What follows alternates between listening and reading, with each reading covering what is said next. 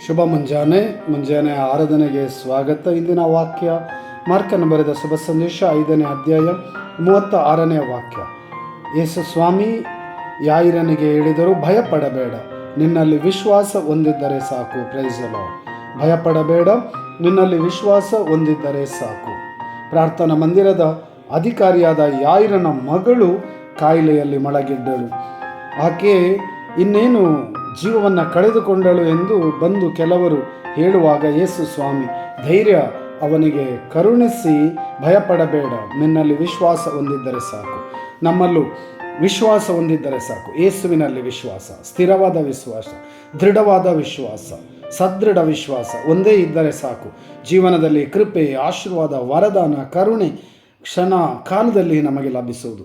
ಎರಡು ಕರಗಳನ್ನು ಹೃದಯದ ಮೇಲೆ ಇಟ್ಟುಕೊಳ್ಳಿರಿ. ಯೇಸು ನಾಮ ಸ್ಮರಿಸೋಣ. Hallelujah, hallelujah, hallelujah. ಪ್ರಭುವೇ, ಈ ಕ್ಷಣದಲ್ಲಿ ಸ್ಥಿರ ವಿಶ್ವಾಸವನ್ನು ಕರುಣಿಸಿರಿ. ನಿಮ್ಮ ನಾಮದಲ್ಲಿ ನಮಗೆ ಬಲವಾದ ವಿಶ್ವಾಸ ಕರುಣಿಸಿರಿ. ಆರೋಗ್ಯ, ಸೌಖ್ಯ, ಆಶೀರ್ವಾದ ಕರುಣಿಸಿರಿ. ಆತ್ಮರಿಂದ ಅಭಿಷೇಕಿಸಿರಿ. ಪಿತನ ಸುತನ ಪವಿತ್ರ ಆತ್ಮರ ನಾಮದಲ್ಲಿ.